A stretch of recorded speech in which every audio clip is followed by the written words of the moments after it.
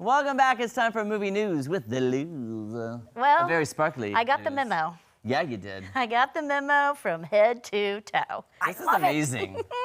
You have some sparkly shoes, don't you? I have red, but they don't look good with the tracksuits. Okay, They're formal. they're formal They're very shoes. formal Okay. red glitter shoes.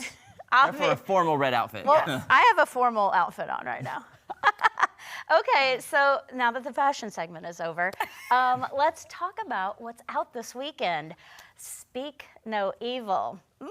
So a family is invited to spend a weekend at a country house, unaware that their dream vacation is going to soon become an incredibly horrible psychological nightmare.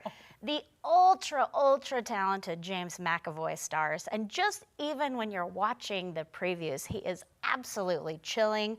And this is a remake of a 2022 Danish film of the same name.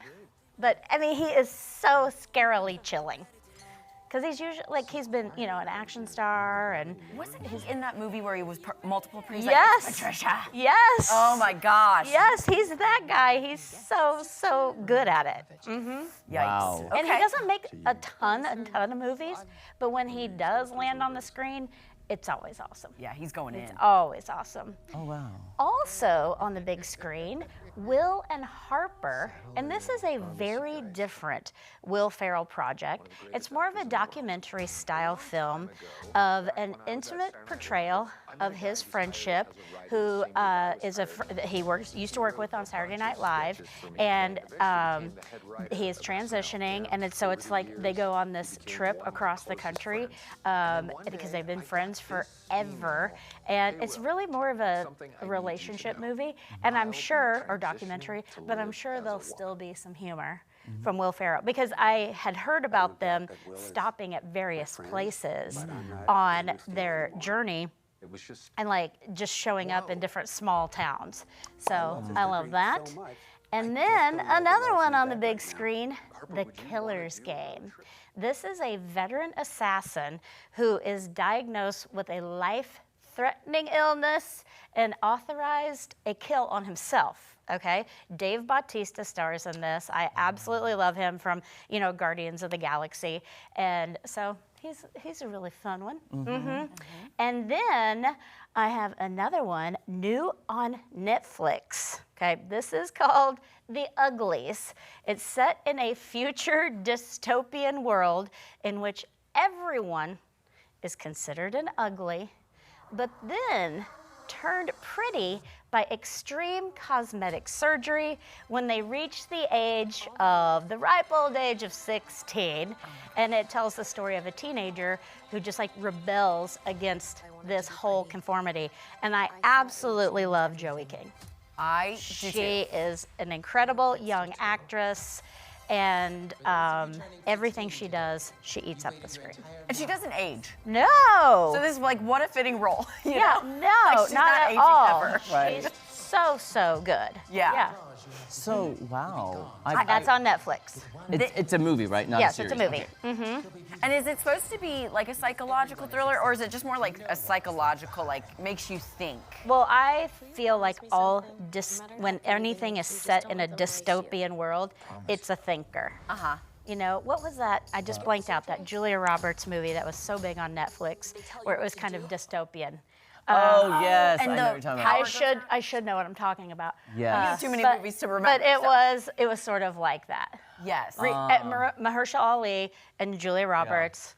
Someone will tell me what it is at some point in time. Yes. Yeah, I know exactly what you're talking about. I mean, I see it. I just can't think of the name. But it was kind of like that, where it was, you know, sort of gripping.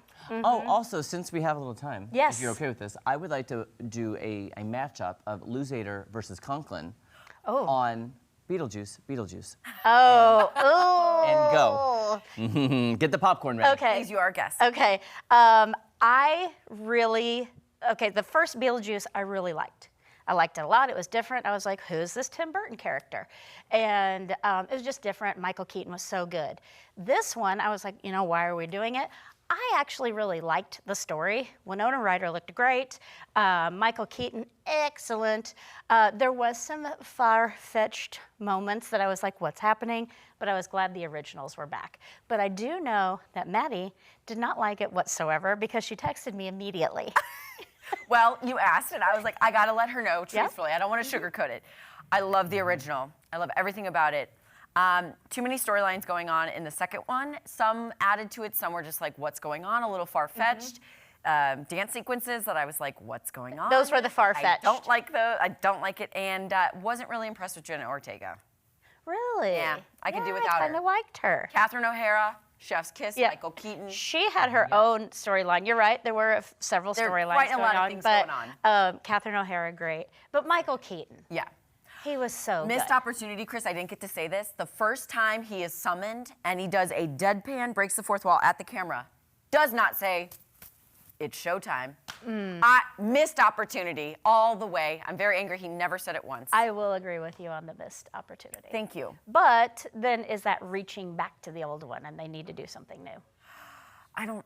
But still, You gotta have the but callbacks. still those creatures and stuff. Yeah, right? They were the small head guys. They're just fun. How'd they multiply, though? That's what I'm wondering. Because I if don't know. they're already dead, how'd they multiply? Okay, I digress. So I Jeremy was just has here yet to for see it. it, I'm here for per it. usual. I was like, I've heard so many things. I was like, people love it. Jeremy's last movie was probably what's the boring ones? Downton Abbey. Downton Are Abbey, you and his really- next movie will be Downton Abbey. Listen, the last movie I saw was Barbie. In the theater? In the theater. Were we all there together? No, I was there after. Oh, yeah, you were seeing Back-to-back Oppenheimer. Yeah, you Yeah. did back-to-back. And we saw Barbie. No, probably the next one I'll see is Wicked, probably. Part one. Allegedly, Wait a year. allegedly, we have a date for Wicked, but I don't know if that's gonna happen. We're going to Part set one, it in probably. stone. You heard it here first. Probably Wicked. We'll see how I feel. I thought I was going to see Beetlejuice. The Maddie is like very convincing with her Hey, review. if you don't see Wicked before we go to the Critics' Choice, Oh. that's on no, you. I will because I That's have on a you. feeling. Are you implying that some of them will be nominated and may be there? I would But think. by the way, we have a date. We don't have a venue yet. I know. I'm waiting on the venue, please. But we will be going to the Critics' Choice Awards January 3rd. By the way, P.S. I may have had a suit delivered this week that I might be wearing to the Critics' Choice. Oh, there you go. I was excited. Maybe we should wear these. Maybe. There you go. We'll stand out. Yeah. All right, guys, don't go anywhere. So much more fun coming up right after this. I'm like, we might as well. We may as well. Make a statement. La, la, la, la.